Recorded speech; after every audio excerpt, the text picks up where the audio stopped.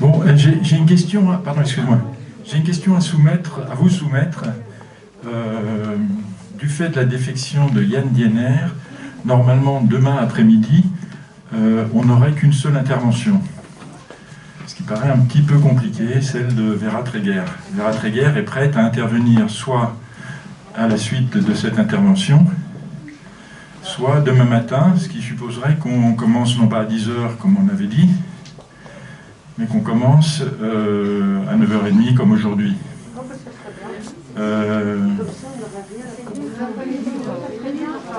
C'est mieux demain matin. Donc on terminerait demain vers 1h, peut-être 1h15, avec on fait une bonne pause. Bon, on fait comme ça. Bon, ok, ça marche.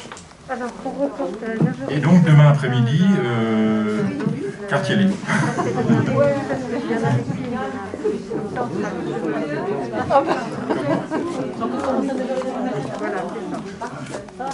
C'est ça qui change. D'accord.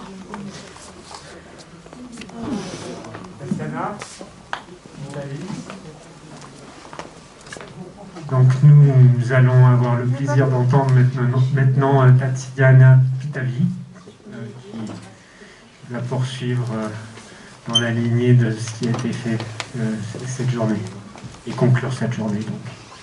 Donc 30 minutes et un quart d'heure de questions. Bon, allons-y. Tout d'abord, je voudrais remercier les organisateurs de ces journées, contente qu'elle puisse avoir lieu malgré la crise sanitaire que nous traversons. Comment suis-je arrivée jusqu'ici? C'est la question que je me pose. Vous vous en doutez bien, je n'ai pas connu Pierre Souris, alors d'où je m'autorise à lui faire un hommage. Il y a 3 à 4 ans, je ne sais plus, le temps passe, nous étions à Lali en train de travailler les moments de conclure. Dans ces séminaires, l'adresse et l'appel de Lacan à Tomé et à Souris est saisissant. C'est à cette occasion-là que je me suis dit, il faut que je me procure chaîne et nœud. J'ai un ami qui est ici dans la salle qui me dit, appelle Michel Tomé. Sans tarder, j'appelle Michel Tomé, qui jusqu'à là était pour moi un nom composé. Tomé sourit. Je lui demande comment faire pour avoir la trilogie des chaînes et nœuds. Michel me répond, soit je vous envoie par courrier, soit vous venez chercher cela chez moi, soit je vous l'amène. Il est venu l'amener un samedi midi. Ces jours-là, j'ai rencontré Tomé et Souris. On a bu presque une bouteille de blanc ensemble ce midi-là. Ça a matché, comme on dit. Autant vous dire que Pierre Souris chez moi n'est pas Saint-Michel Tomé. Pierre Souris est aussi pour moi les dialogues qu'il avait avec Lacan. Je l'entends, je l'imagine, je les retrouve dans la hâte de Lacan et dans ce qu'a été sa recherche rigoureuse et passionnée à vouloir lui répondre.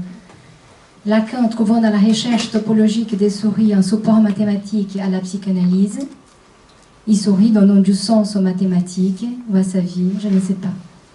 Mais ils étaient emballés, plongés dans un dialogue bien serré. Je tiens également à vous dire que je n'y viens pas des mathématiques, loin de là, mais je suis tombée dans la marmite borroméenne en étant petite. Très exactement dans une plage à Salvador de Bahia, au Brésil. Fille des psychanalystes, mon père était aussi un passionné. Je les vois encore dessiner des nœuds borroméens sous les sables, en discutant avec des amis analystes lacaniens qui venaient d'Argentine et de Paris. Nous étions en 1982. En vous écrivant ces mots d'introduction, j'ai réalisé qu'à cette époque-là, j'étais loin de savoir que Lacan et Souris n'étaient plus de ce monde et que la psychanalyse lacanienne allait me venir en héritage. Quand Michel m'a demandé d'intervenir dans vos journées, il m'a dit que je pouvais parler de ce que je voulais. Alors je vais vous parler de mon travail, du point où j'en suis, de ma recherche et de ma pratique borroméenne. C'est de là que je peux témoigner d'une reconnaissance et d'un hommage à la passion des souris pour les borroméens et pour Lacan. Tous dans les mêmes trous, il va falloir que je m'explique. En tout cas, je vais essayer de border autour de ce que je propose ici d'un trou commun. C'est vrai que cette histoire des trous, dans les trous, évoque de prime abord la mort, alors que ce n'est pas directement de cela dont je voudrais vous parler. Si vous voulez bien me suivre, c'est davantage les trous de la structure qui va orienter mon intervention auprès de vous. Les trucs analytiques ne sera pas mathématiques, disait Lacan, alors qu'il ne cessait de chercher une correspondance entre ces deux disciplines. D'où la question, dans quel terrain les psychanalystes s'avancent-ils quand ils parlent de topologie?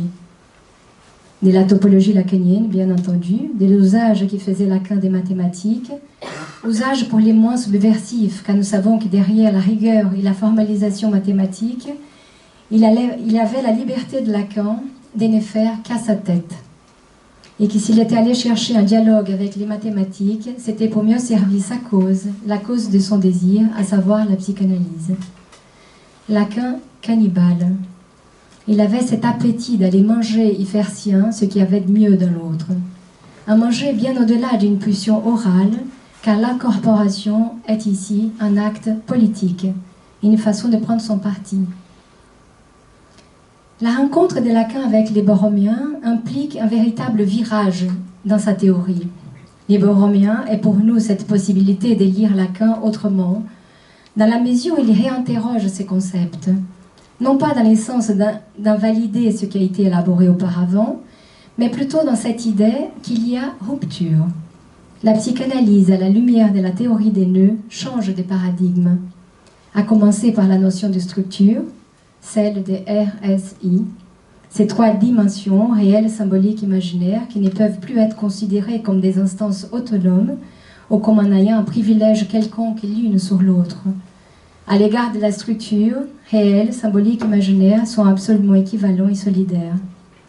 Cette tripartition qui est intrinsèque au nœud borroméen va permettre à Lacan de relativiser aussi les signifiants non du père, qui, comme nous le savons, étaient les points pivots d'un certain structuralisme nosographique, névrose, psychose, hyperversion. Modèle fixiste, hérité de la psychiatrie classique, qui répondait à ces signifiants non du père, selon les trois opérations suivantes, refoulement, forclusion et déni. Avec les nœuds borroméens, ces signifiants vont être pluralisés, relativisés. Un père réel, père symbolique, hyper-imaginaire.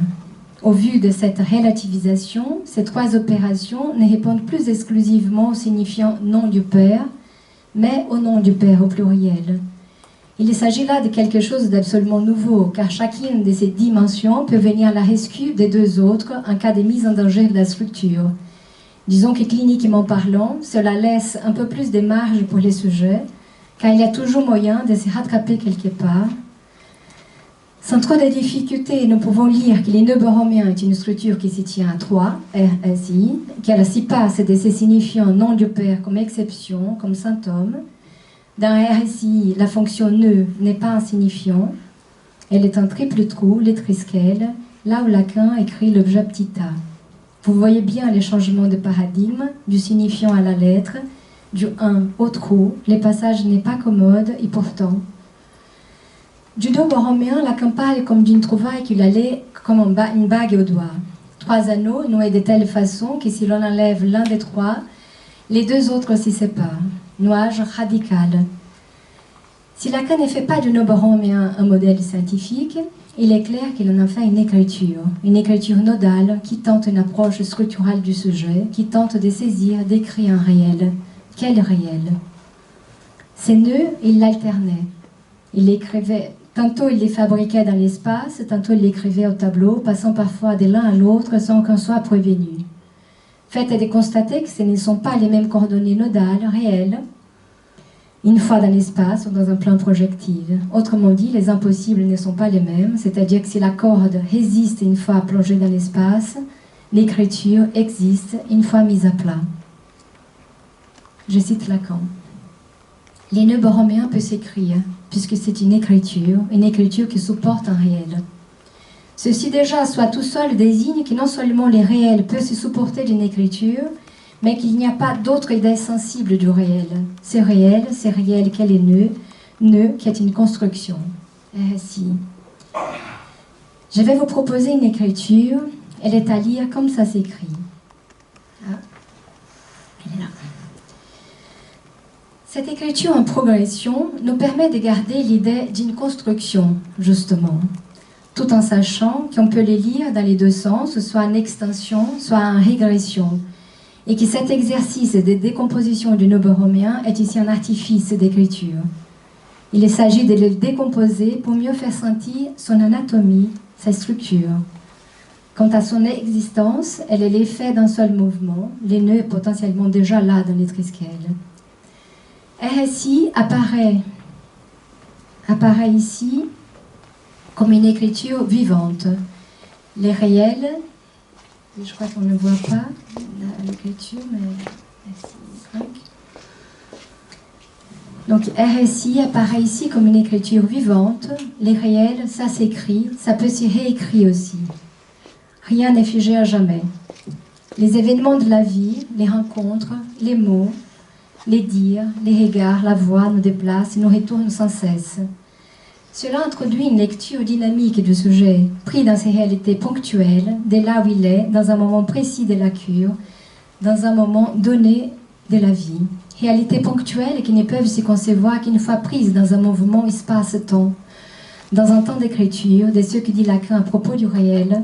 Les réels, c'est les possibles en attendant qu'ils s'écrivent, de ce que nous pouvons lire comme étant une écriture contingente du sujet.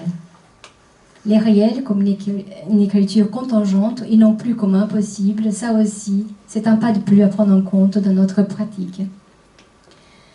Faisons cette étude anatomique, cet artifice d'écriture qui consiste à construire les borroméens pas à pas, les nœuds à la lettre ou la lettre qu'il écrit. Commençons par les cœurs du nœud, ces triples trous faits des trois droites ouvertes, les trisquelles. C'est les points de départ, d'origine, car il faut toujours partir de quelque part, d'un point zéro. La première question qui nous vient est celle d'interroger qu'est-ce qu'un trou et d'où il sort. Si Freud avançait cette hypothèse de l'ombilique du rêve, de ces bouts de réel irréductibles résistant à toute forme d'interprétation, alors on pourrait faire cette analogie du triskel comme étant l'ombilique du nœud, l'irréductible de la structure. Cette question de l'originaire n'est jamais simple à aborder. D'où vient-il alors ces trous de départ? Nous trouvons un début de réponse chez Freud d'un totem et tabou avec la notion d'incorporation. L'incorporation comme première forme d'identification, celle dite au père. C'est un mythique et archaïque du sujet. Dans les séminaires Lançu qui sait, c'est la figure du tort retourné qui sert de support à cette première identification. C'était rappelé ce matin avec la cuisine de Lacan. Avec Lacan, on peut dire que l'incorporation, l'identification, est l'opération même du retournement. Excusez-moi. Faisant passer ce qui est dehors dedans et ce qui est dedans dehors, on peut déjà faire les raccourcis et considérer que c'est dehors, dans un premier temps, l'extériorité centrale et périphérique du tort, correspond au tort de l'autre qui apparaît ici comme les torts de l'autre réel, à savoir un autre pas encore symbolisé. Car nous sommes là dans cette opération d'un premier retournement, dans ces temps à la fois de Neyang de signifiant primordial, dans une affirmation du sujet, jugement d'existence pour reprendre Freud, et d'une forclusion radicale à ce son de signifiant, car pas tout n'est symbolisable.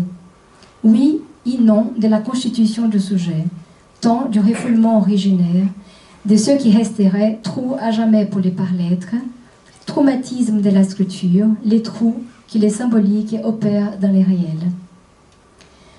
L'identification du topère chez Lacan consiste à s'identifier au réel de l'autre réel. Je cite, « Identifiez-vous au réel de l'autre réel, vous obtenez ce que j'ai indiqué du nom du Père. » Une fois posé cela, que signifie incorporer les noms du Père? On aurait envie de dire que c'est de l'un, du signifiant qui s'incorpore, de l'au moins un. Mais mon hypothèse est que ce n'est pas du un dont il s'agit dans ces temps de l'originaire, mais bien d'abord du trou. Ces trous premiers, correspondant à ces temps où nous faisons l'hypothèse d'un sujet primitif, ces premiers temps d'immersion du bébé de l'homme dans les bandes de langage, dimension anthropophagique de la langue, où l'enveloppe sonore, la voix de l'autre, avale les petits de l'homme dès son arrivée sous terre, et même avant d'avoir été né. Éclatement de la surface, si on fait référence ici au tort, prélèvement de chair. D'ailleurs, dans la cuisine de ce matin, on voyait bien l'incision qu'Evan faisait dans les tors, où il y avait un morceau qui était prélevé du tort. On était resté sur cette question qu'il a. Donc, prélèvement de chair, la trace d'une première castration, pour ainsi dire, la trace d'une perte radicale faite par une intrusion radicale du corps de l'autre.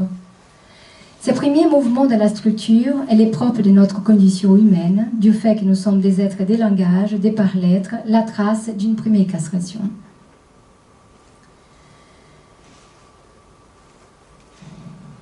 D'ailleurs, il y avait cette question aussi que vous avez rappelée ce matin, les tors, c'est ce qui permet les nœuds.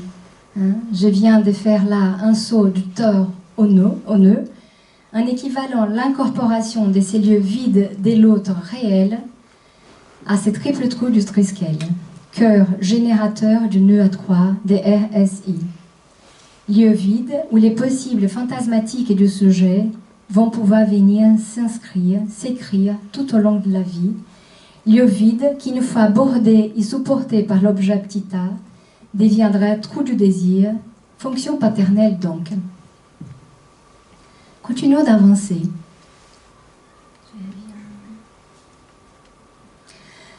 Alors, continuons d'avancer. Ainsi fermant, les Triskel fait apparaître un deuxième noyau, les nœuds de trèfle, baptisé par Lacan nœud de la paranoïa. Voici ce que nous dit Lacan. Si nous ne sommes pas capables de nous apercevoir qu'il y a un certain degré, non pas archaïque, à mettre quelque part du côté de la naissance, mais structural, au niveau duquel les désirs sont à proprement parler fous, si pour nous les sujets n'incluent pas dans sa définition, dans son articulation première, la possibilité de la structure psychotique, nous ne serons jamais que des aliénistes. On arrive là. La structure de tout sujet trouve son articulation première dans une structure commune, pas n'importe laquelle, structure psychotique en l'occurrence, paranoïa constitutive, organisatrice qui s'inscrit dès le départ dans notre rapport à l'autre, aux petits autres. Noyau paranoïaque du sujet, qu'on veut coûte qui coûte distinguer de la psychose paranoïaque, alors qu'il faut déjà être un peu fou pour penser qu'il a une normalité quelconque. Par contre, relevons les mots « degré » dans cette citation, car c'est peut-être l'indicative que les choses sont plus en continuité qu'on y croit. Nous savons qu'il y a une pente à l'homogénéisation dans les nœuds borroméens. Cela est dû à l'équivalence structurale entre ces trois ronds, car à défaut des nominations, des couleurs et des lettres, nous ne pouvons pas les distinguer. Je vais laisser dans l'autre peut-être. Cela peut effectivement en partie en continuité, voire en confusion. Le fait est qu'il n'y a aucune garantie de santé mentale. Ça peut vriller pour n'importe qui. Personne n'est à l'abri de cette pente à l'homogénéisation, à cet englouement paranoïaque qui est propre à la structure. À condition d'ouvrir et refermer les droites, nous pouvons passer du nœud de trèfle au borromien, tel que nous les connaissons dans sa mise à plat, avec ses lettres, ses points de croisement, des dessus-dessous et ses trous. Remarquez que nous ne sommes pas dans une topologie qui se limite aux déformations, mais que l'analyse opère des coupures. Il nous arrive de travailler à nœud ouvert. L'analyse consiste à dénouer par la parole ce qui s'est noué par la parole et vice-versa. Il y a manqué une photo, une figure, là je ne sais pas, comment on pourrait venir chercher. Si tu la trouves celle-là, j'aime bien.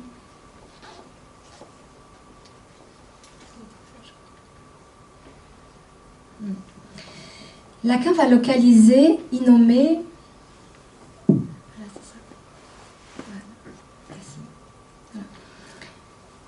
Lacan va localiser, y nommer dans ces intersections les trois jouissances que nous connaissons, à savoir jouissance autre, jouissance phallique et jouissance du sens, jouissance, avec cette écriture qui nous laisse entendre que les sens rentrent par lui, par nos oreilles, trois orifices du corps. Sans trop de difficultés, on va ajouter une quatrième jouissance, celle de l'objet petit a, les plus de jouir. Arrêtons-nous un instant au cœur de cette chaîne, à ces triples trous, là où Lacan localise l'objet petit a. Nous avons avancé que ces triples trous, les trisquelles, étaient un invariant de la structure. Trou originaire, noyau du nœud des trèfles et du borroméen. Reste à savoir qu'en est-il du trisquelle dans sa fonction trou générateur, pour répondre à ces signifiants des souris. Un trou générateur de quoi? Vu que c'est ici que Lacan localise l'objet petit a, les plus de jouir. À s'éteindre à cette écriture, eh bien, nous pouvons lire qu'il s'agit d'un trou générateur des jouissances. Nous voyons bien que l'objet petit a est les noyaux élaborables des jouissances et les gravitent autour. Voilà que les choses s'y compliquent, car à partir de là, comment s'y limiter d'un corps qui ne pense qu'à jouir, jouir à tout prix, dès les premiers âges.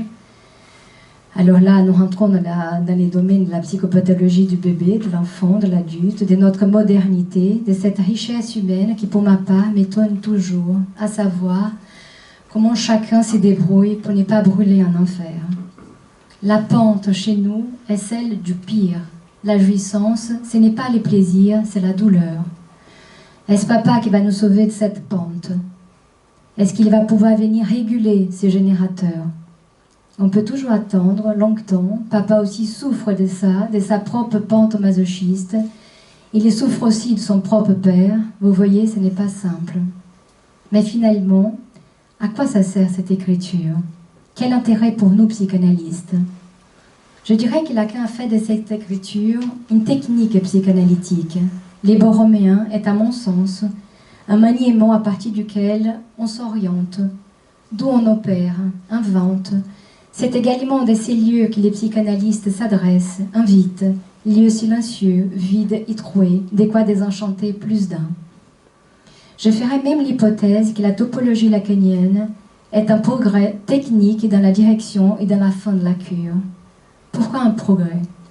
Tout simplement parce qu'elle permet de lire et d'écrire la clinique que nous rencontrons aujourd'hui, clinique mouvante, mutante, qui nous laisse parfois sans repère, sans savoir trop quoi faire. Du coup, une clinique moins névrotique, pour ainsi dire, avec toute la difficulté que cela comporte en termes de techniques psychanalytiques, justement. Voilà, je ne peux que remercier Pierre Souris, Michel Thomé du support qu'ils ont apporté à Lacan au moment même où il inventait cet outil incroyable qui est pour nous psychanalystes, les borroméens. Merci.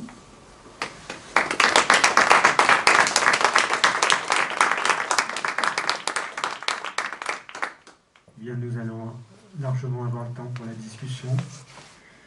Donc, des questions.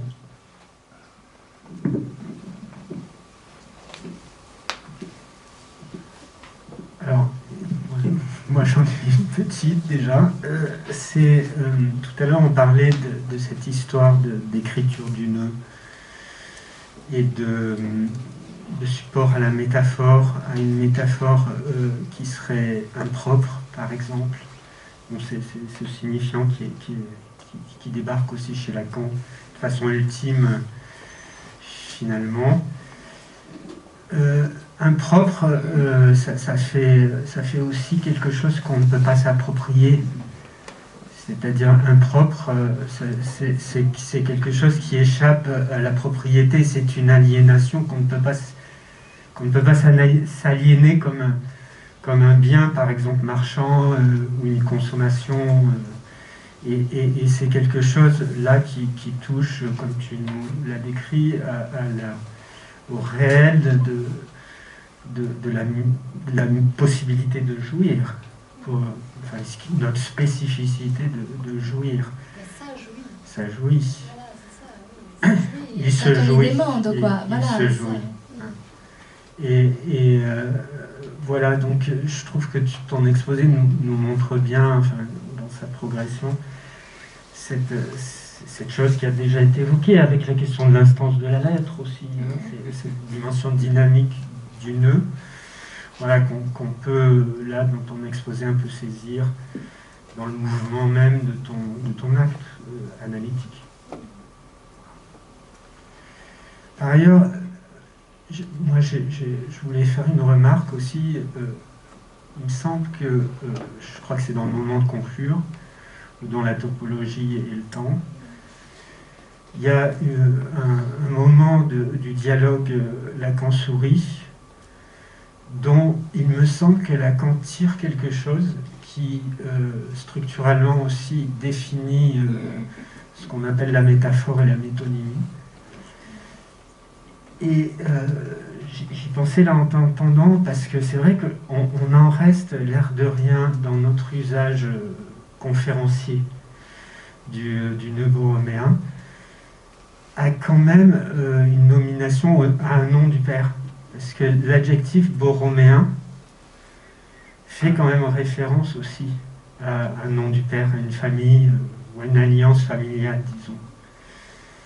Et le dialogue Souris-Lacan nous a amené aussi une renommée, une autre nomination de ce nœud sous le signifiant, le néologisme, je ne sais pas comment on peut l'appeler, l'invention signifiante de la chaîne. Voilà, et justement cette question de la chaîne, puisque le nœud borroméen n'est plus un nœud mais une chaîne, c'est aussi quelque chose qui va être tiré encore plus loin en disant que à l'issue de ce dialogue entre Lacan et Souris, enfin, il semble avoir entendu ça, je ne sais pas si quelqu'un a lu ça aussi, que la métonymie avait était plus liée à la question de la chaîne, de quelque chose qui glisse dans la chaîne, l'objet A qui traverse la chaîne, comme ça, de maillon en maillon,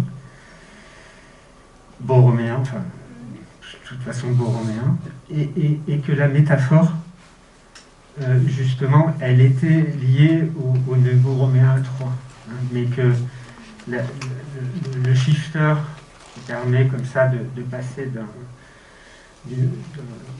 d'un signifiant à un autre signifiant, c'était plus du côté de la métaphore que de l'enquillement comme ça dans la chaîne des signifiants. Voilà, des questions.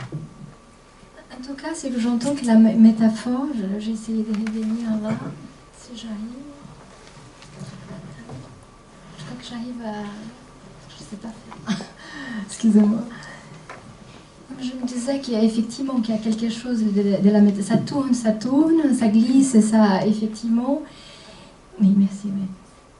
Parce qu'il m'y paraît que dans cette écriture, qui peut être un abus peut-être, mais je me dis qu'effectivement que les sujets viennent trouver des points de fixation à des moments comme ça du nœud, hein, et qu'effectivement il y aurait plutôt à faire avec la métaphore, avec une façon peut-être symptomatique et de s'inscrire dans un nœud, dans une mise à plat, on va dire comme ça, avec les ronds distingués, je veux dire avec toutes les jouissances, je veux dire, on peut nommer, je veux dire avec la symptôme angoisse, parce que je n'ai pas mis les nœuds complets là, mais comme il peut aussi s'y fixer dans un nœud de trèfle. Hein. Il y a des fins de cure, par exemple, qui peuvent finir dans un nœud de trèfle, et ce n'est pas rare d'ailleurs. Hein, qui ça peut faire une métaphore aussi, hein, je veux dire, la métaphore, j'entends comme quelque chose qui vient faire conclusion un peu, hein, jusqu'à que ça réouvre et que ça se remet en mouvement, parce que c'est l'intérêt de cette écriture, me semble, c'est de garder les mouvements, c'est-à-dire que c'est pas figé, hein, on peut vriller, hein, on peut s'y remettre, hein, je veux dire, ça donne, d'ailleurs pour la clinique et pour les sujets psychotiques, c'est un salut, hein. C'est-à-dire que si on part, je veux dire, si on les écoute avec ça en tête, c'est pas pareil. Si on l'écoute comme une forclusion du nom du père, par exemple, là ils sont cuits à vie, quoi. Hein, il n'y a plus rien à faire. On entend, c'est cuit tout le temps. Hein. Alors que là, ça crée une possibilité Si c'est par les dires, par les mots, par la voix, par les regards qui ça s'ouvre, qui ça referme, il y a de quoi faire. Après, c'est toute cette question du contingent qui me semble important. Il faut que ça se passe, quoi. Il faut que quelque chose arrive, qui est du côté du réel même, pour que ça remette, je veux dire, ceux qui de la métaphore figent, pour qu'à nouveau ça se met un peu en mouvement.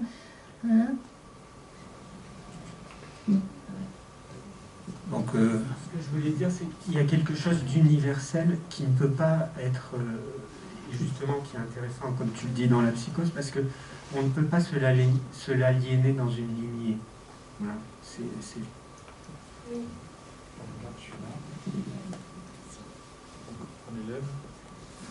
Non, je voudrais rebondir sur ce qui se discutait là, parce que Lacan parle du neuboroméen comme trinitaire du 3 en 1. Alors j'aurais tendance aussi à le prendre comme métonymique, surtout qu'il parle de la métaphore, mais pas tant à partir du borroméen, mais de son mathème, entre guillemets, de la métaphore, comme du 3 contre 1. Du coup, je pense aussi, dans quel lien c'est avec métaphore et métonymie, ce serait à discuter, à chaîneux, parce que du coup, je ne sais pas quel est le genre de chaîneux. Une chaîneux ou un chaîneux. Peut-être que c'est le troisième sexe, alors, entre métaphore et métonymie, on ne sait rien. Suggestion.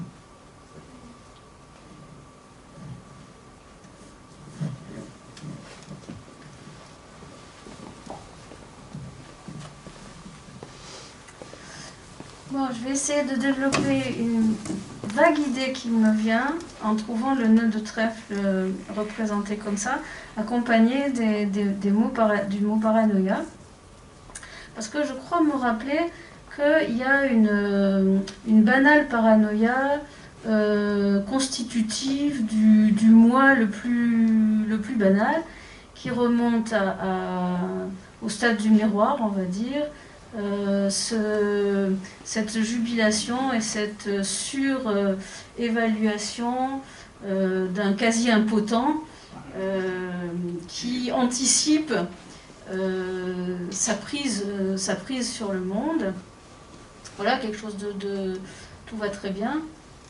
Mais juste pour dire que je pense que ça dépend pas mal de l'époque et du milieu dans lequel a lieu ce stade du miroir, que c'est encouragé, supporté, suscité par des gens, disons, de l'Europe, enfin notre environnement à nous, par le fait qu'on a l'habitude sociale, collective,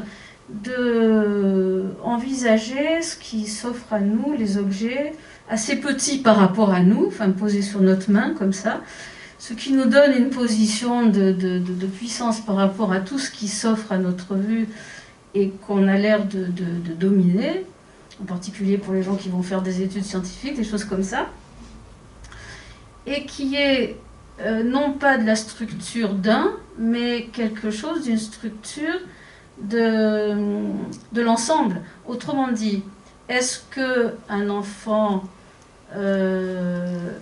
d'une société animiste passerait par un trixel noué en nœud de trèfle?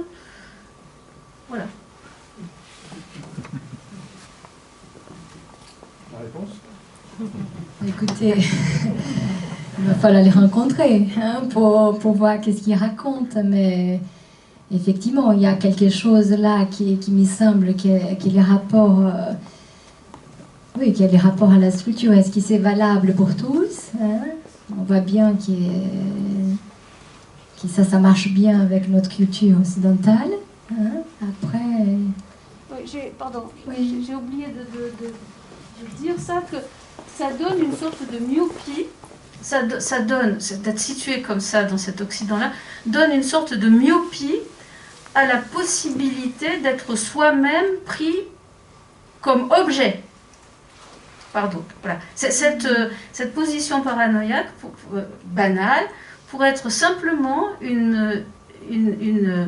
on voit en très gros la capacité de saisir un objet, et très peu, très mal la capacité d'être pris comme objet, voilà, par d'autres, dans le langage des autres. Ce qui montre ce nœud quand même, c'est les nœuds borroméens, en tout cas je fais mon interprétation là-dessus, c'est que parce qu'on peut demander où est le sujet dans ces nœuds borroméens par exemple. Et on voit bien qu'il y a quelque chose du sujet, le sujet il est objectal, c'est-à-dire qu'il est cet objet à cause de son fantasme, j'ai envie de dire, qu'il y a quelque chose là, comme dit les sujets. On peut le dire qu'il est à la place de l'objet, là, dans ce type d'écriture. Je voudrais essayer de dégager la colonne vertébrale de votre exposé. Vous me direz si je me trompe. Il me semble que vous avez fait une sorte de proposition de ce que serait la direction au sens vers là où on va, ce que serait la direction des cures lacaniennes. En ce sens que vous donnez comme point de départ le triskel, ensuite vous le construisez jusqu'à ce qu'il devienne un nœud de trèfle. Et là, vous avez rappelé la phrase de Lacan qui lie ce nœud de trèfle à la paranoïa. Et ensuite, je reviendrai à cette histoire de paranoïa, et ensuite, on passerait, on ne sait pas trop par quelle opération de coupure et de raboutage, de ce nœud de trèfle au nœud borroméen. Donc, il me semble qu'il y a là l'indication que vous faites, vous, de ce que serait une direction de la cure, à partir de l'accent que vous mettez sur l'objet petit a. Vous êtes d'accord avec ça? Oui. Alors, évidemment, ça pose des problèmes. On ne voit pas très bien ce que serait le passage du nœud de trèfle au borroméen, c'est-à-dire quelles opérations seraient là qui permettrait ce passage, mais je voudrais revenir sur le nœud de trèfle et la paranoïa, pour faire juste une observation extrêmement simple. Ce nœud de trèfle, il met en continuité les trois brins qui ont constitué le triskel, c'est-à-dire que dans cette mise en continuité, il se trouve que l'imaginaire, le symbolique et le réel sont mélangés, ne sont plus distinguables. Et c'est ça, la nouvelle définition de la paranoïa. Inédite. Ceci dit, cette nouvelle définition rend caduque tous les propos sur la forclusion. Puisque la forclusion, si la forclusion c'est ce qui est rejeté du symbolique réapparaît dans le réel, la forclusion supposait la distinction de ces trois dimensions. Or, justement, à partir du moment où on a défini la paranoïa comme indistinction de ces trois dimensions, il ne peut plus être question de forclusion. Donc, quand je vois paraître, encore il n'y a pas si longtemps, un bouquin sur la forclusion chez Lacan, je me dis que tout simplement l'auteur n'a pris aucun compte du borroméen. Alors est-ce que ça veut dire que tout un chacun, selon vous, passerait par un moment paranoïaque? Lacan dit que l'analyse c'est une paranoïa dirigée. Oui, oui, c'est autre chose. C'est autre chose. En tout cas, Mélanie Klein l'a dit. Oui, très bien. Je crois que je me méfie, moi, personnellement, de la direction de la cure, au sens où il y aurait quelque chose qui serait là, à la direction, comme on conduit une voiture. Là, je dois dire que j'émets les plus grandes réserves, et aussi sur ce schéma que vous avez proposé, d'une direction de la cure qui ne serait pas quelqu'un qui la dirige, mais qui serait ce passage du triskel au nœud de trèfle et au nœud borroméen. Il me semble qu'il y a là un modèle que vous proposez et qui laisse bien des questions sur le côté. Alors, je ne dirais pas un modèle, je dis que c'est effectivement un exercice de décomposer pour qu'on puisse sentir un peu l'anatomie du nœud, du borroméen. Alors, par exemple, dans la cure, suffit par exemple d'un mot juste, les noyaux paranoïaques du sujet, il est immédiatement en surface. Hein? C'est-à-dire qu'on est tout le temps, je veux dire, dans cette... c'est serré, je veux dire, on ne peut pas dire n'importe quoi, je veux dire, il y a des mots qui viennent tout de suite et ça immerger, je veux dire, les nœuds des trèfles. Hein? Je veux dire, qui les met en surface.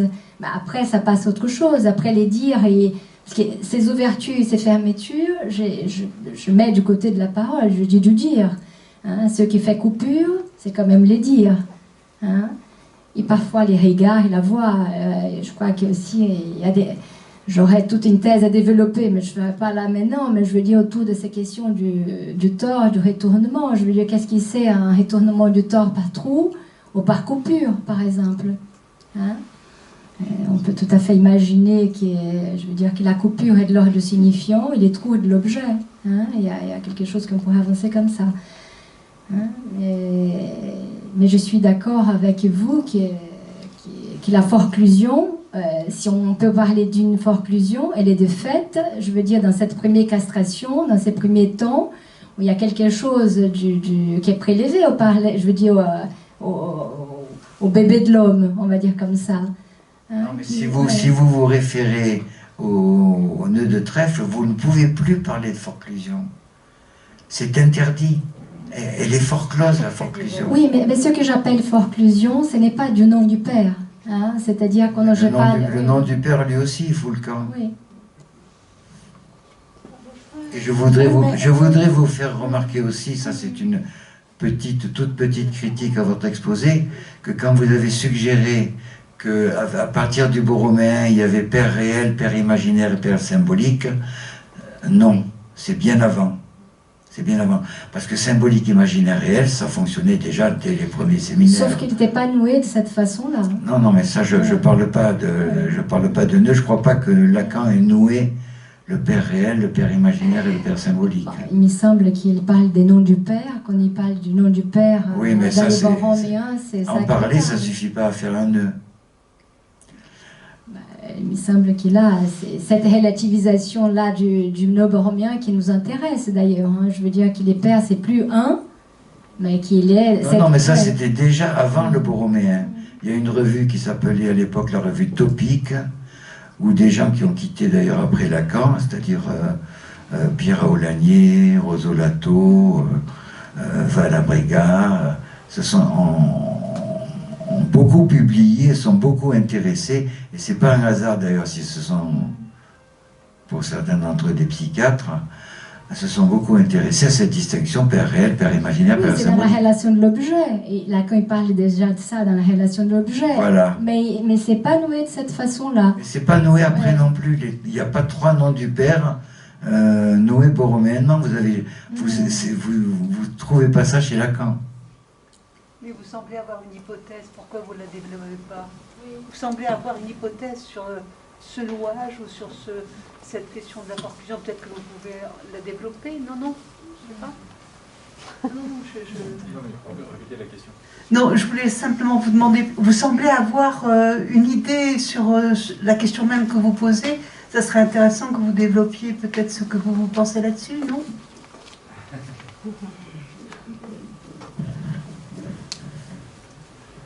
Oui, j'ai une idée derrière la tête, mais bon, non, je vais pas me lancer dans l'explicitation de ce que je souhaite indiquer discrètement.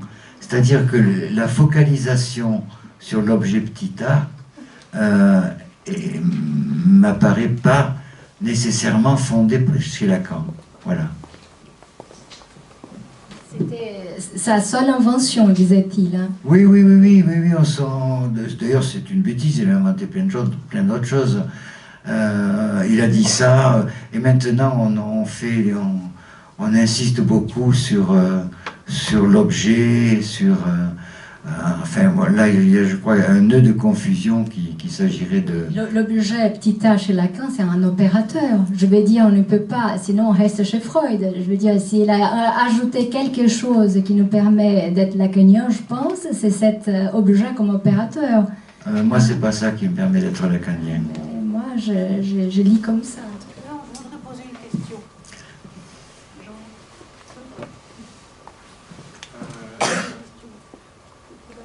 Émilie?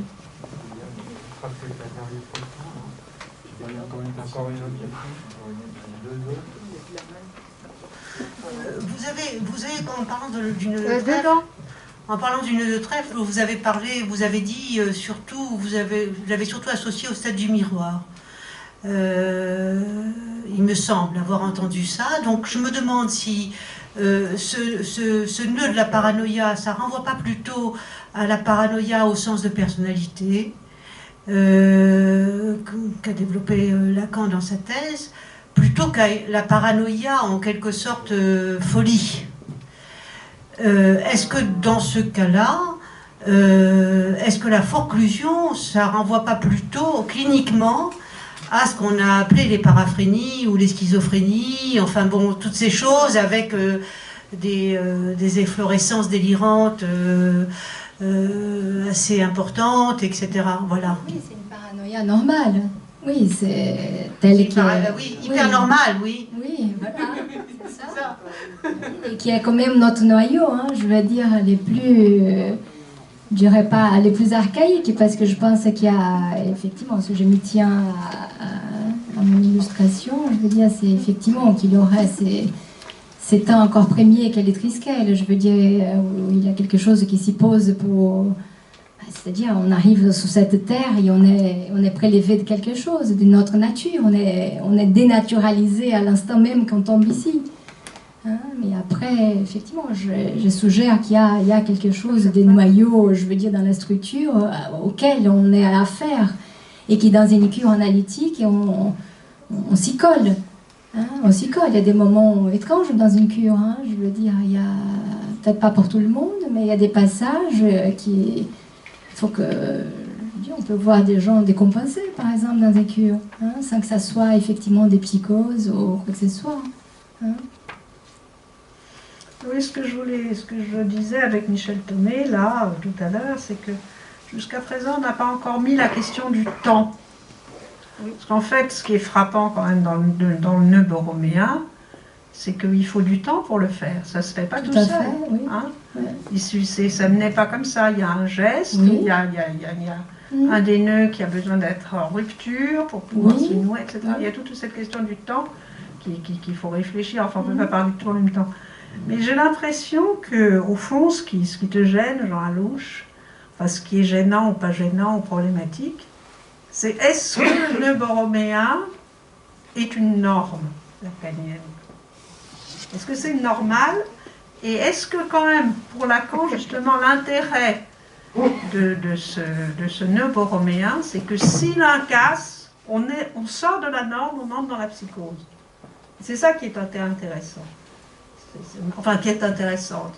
J'ai l'impression que c'est ça qui, pour lui, faisait que c'était un concept, quelque chose qui lui est allé, comme il l'a dit, comme une bague au doigt, parce que c'était mobile et parce que c'était évolutif, quoi. Ça se fait avec le temps et ça peut se défaire et ça peut se refaire. C'est ça qui me paraît important. Mais je sais pas si même à l'intérieur d'une séance. Comme toi, t'as horreur de la norme.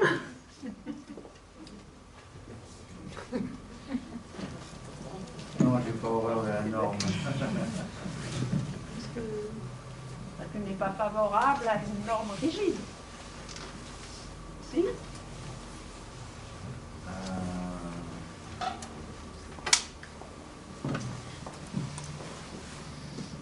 Il y a un séminaire qui s'appelle la topologie et le temps, EST, la topologie et le temps, qui te donne entièrement raison sur cette affaire de temps.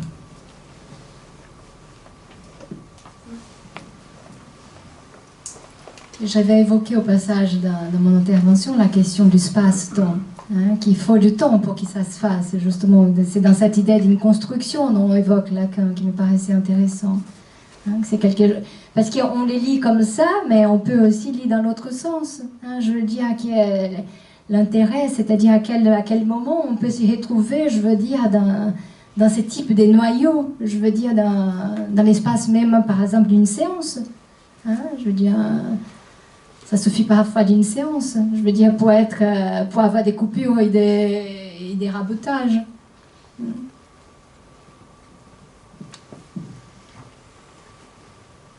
Il y a 3 personnes qui ont levé le doigt en même temps.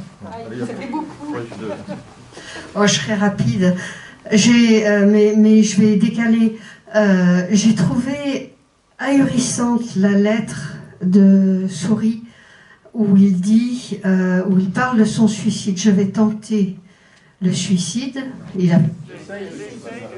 C'est pas ça la phrase. J'essaye. Comme si il avait besoin. Enfin, je l'ai entendu comme ça, je dis pas du tout. Enfin, voilà. Je vais essayer. Oui, je vais essayer. Mais comme s'il avait besoin d'essayer de vérifier qu'il y avait du fini, c'est-à-dire quelque chose du côté du temps, et tout de suite après, et je crois que c'est ça qui m'a paru, moi, ahurissant, c'est qu'après il parle de l'appartement, et donc d'un lieu, donc d'un espace. Comme s'il fallait vider parallèlement l'espace, et il met un chiffre, qui est le prix du loyer, comme s'il fallait chiffrer l'espace-temps. Enfin, il y a quelque chose dans cette lettre, dans la manière dont il... je crois qu'il y a eu un livre sur les lettres de gens qui vont se suicider. Elle est complètement originale, sa lettre. Elle est complètement étrange. Et elle m'a tourné dans l'esprit à midi en me disant mais qu'est-ce qu'il fait et qu'est-ce qu'il fait au niveau... Alors, c'est d'abord le mot « fini » qu'il cherche de vérifier qu'il y a quelque chose qui se finit et qu'après, il a besoin de toucher au lieu. Non, c'est trop dire tout ça. Oui, bien sûr, c'est trop dire. Je précise bien que c'est moi qui le lis parce que je suis comme vous, que la notion d'espace-temps me paraît toujours centrale. Et pour moi, le noborobéen, c'est quelque chose qui est d'abord une condensation, plus qu'une métaphore. C'est une condensation. On a la chance, quand on regarde un noborobéen, de l'avoir en direct, devant, comme un dessin. Tandis que si on lit, on est obligé de tourner les pages. Et la parole, on est obligé aussi d'avancer. Tandis qu'un dessin, on l'attrape, on est dedans, devant. Et l'espace-temps aussi, sur le nœud borroméen, joue de manière particulière. Excusez-moi, c'est un peu... voilà. Qui avait demandé?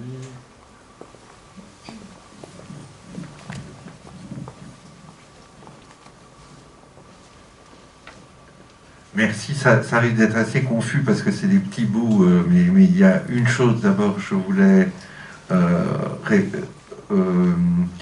raisonner avec ce que vous nommez la première castration, qui est le bébé avalé par la voix de l'autre. Je trouve ça très intéressant, parce que ça nous ramène à Chronos, ça nous ramène à quelque chose peut-être dont, au fond, on pourrait dire le stade du miroir, c'est le moment où le bébé s'éjecte de ce cannibalisme premier. Pourquoi? Parce que il dit oui, je dirais, il dit oui au mouvement de lui-même dans le miroir, comme pouvant être signé par lui, comme étant ça c'est moi-je. Et je trouve du coup, ça résonne pour moi avec cette notion que le nœud de trèfle nous donne image très frappante du moment paranoïaque, que je trouve en effet important de penser qu'il y a un noyau paranoïaque commun qui vient se réactualiser chaque fois, je dirais, qu'on ne peut plus signer moi-je parce qu'il y a de la voix qui vient nous noyer. Alors je ne sais pas si... est-ce qu'on pourrait tenter un compromis en disant que avec le nœud borroméen, c'est plus le nom du père qui est forclos, mais la disjonction des registres. C'est-à-dire la marque symbolique est une marque de différence posée entre des registres. Et là, on s'amusait, enfin on parlait un petit peu tout à l'heure à la pause, à propos de cette question du troisième sexe. C'est-à-dire qu'effectivement, quand on voit le nœud borroméen, on peut peut-être se dire, en effet, on ne peut pas faire l'amour que à deux.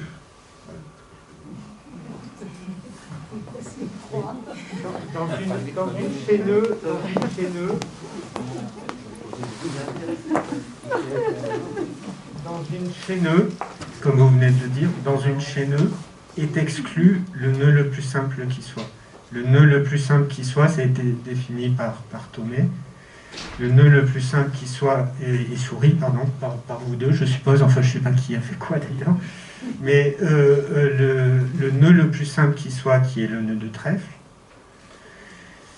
le nœud le plus simple qui soit est exclu de la chaîneuse. C'est-à-dire que finalement, cette conclusion paranoïaque, elle est exclue de la chaîneuse. Peut-être que, Tatiana, il faudrait un peu moduler dans cette question de la paranoïa centrale, comme ça, dans l'identification, c'est que, justement, ces trois droites, enfin, ce coinçage, tu puisses plutôt t'arrêter au schéma précédent, celui qui laisserait entendre par le biais de droite infinie, hein, qu'on a effectivement le passage par ce coinçage. On passe par ce coinçage, quelle que soit après la façon dont ça viendra se partialiser, se diffracter dans la chaîneuse, mais c'est le fait de passer par ce coinçage. Et que justement, alors peut-être c'est ça hein, le lien avec le temps, la question de l'infini, elle serait dans l'identification, enfin, Lacan dit que les traits unaires, c'est les droites infinies à un moment donné, dans son système nodal.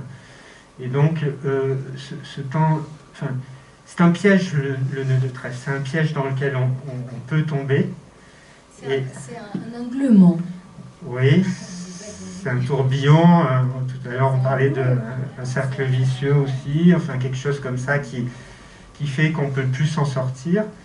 Et que quelque chose justement qui devrait être exclu de la chaîneuse, là, s'intègre et vient clore la chaîne. C'est-à-dire que c'est la chaîne qui est close ou qui oblige à faire des chaînes avec ce type de maillon, alors que dans la chaîneuse, le nœud borroméen à 3, si on veut, le nœud de trèfle, le nœud le plus simple qui soit, est exclu.